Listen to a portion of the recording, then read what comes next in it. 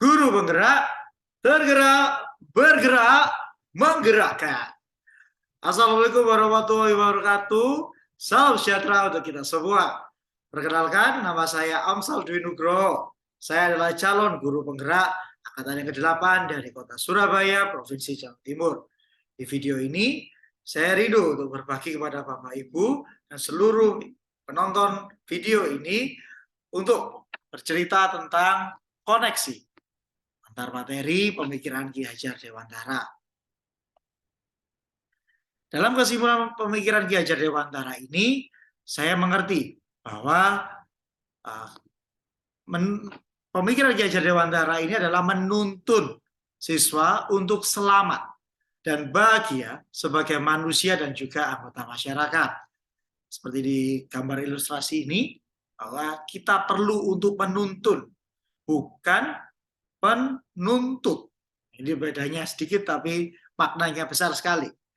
Ya, jadi ketika kita menuntun, pasti peserta didik ini akan merasa bahagia seperti di gambar ilustrasi ini. Kita bahagia karena mereka selamat dan bahagia karena mencapai apa yang dicita-citakan dan sebagai anggota masyarakat nantinya. Bukan menuntut. Kalau menuntut, pastinya nantinya peserta didik atau siswa akan merasa nggak enak hati atau merasa terpaksa gitu ya dalam mengikuti setiap pembelajaran nantinya. Nah, dan berikutnya saya belajar tentang 3 asas dalam Ki Hajar Dewantara. Yang pertama adalah ingarso sing tulodo.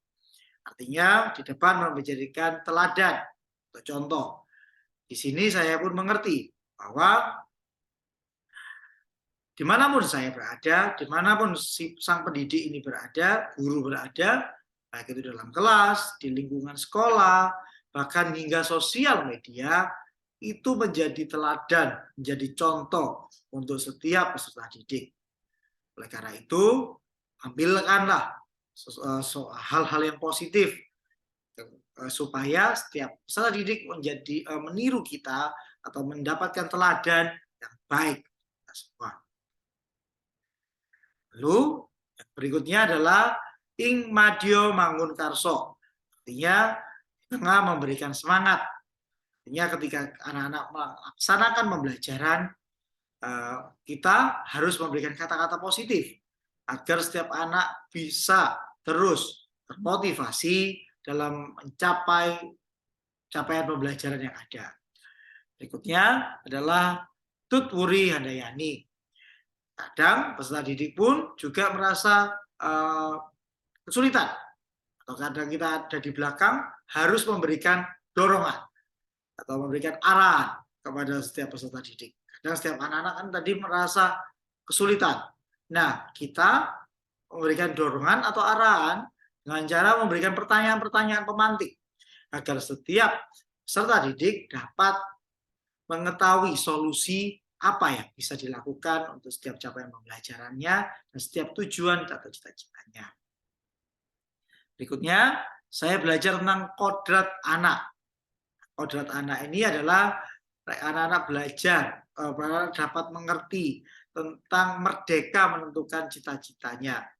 Nah, dari hal yang saya pelajari ini, anak-anak harus bisa memilih, merdeka untuk menentukan cita-citanya. Tidak lagi seperti mungkin zaman saya dulu, saya dipaksa untuk kamu jadi ini, ya gitu, profesinya ini, nanti kuliahnya di sini.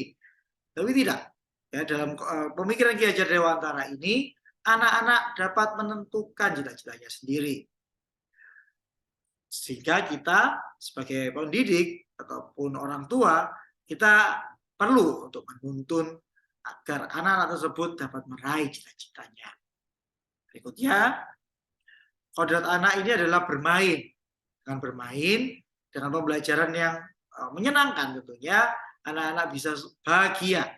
Dan tentu dengan pembelajaran yang bahagia menggunakan kelima indera, ya baik mata, hidung, telinga, peraba kita, bahkan sampai perasa kita mungkin, itu anak-anak akan menggunakan seluruh indera kita, anggota tubuh kita, anak-anak pasti akan belajarnya semakin senang. Dan tentu dengan pembelajaran yang menyenangkan ini, capaian pembelajaran yang akan diperoleh akan terus teringat hingga nantinya mereka terjun ke dalam masyarakat nanti. Berikutnya, saya juga belajar tentang kodrat anak bahwa anak bukanlah selembar kertas yang kosong, yang bisa ditulis ataupun yang digambar sesuai dengan keinginan dari orang dewasa, baik orang tua ataupun pendidik. Tapi sebenarnya anak tersebut adalah selembar kertas yang sudah ada yang samar-samar seperti ini, yang gambar di tengah ini. Nah, kita sebagai pendidik dalam pembelajaran perlu untuk menebalkan. Nah, bagaimanakah cara menebalkannya itu?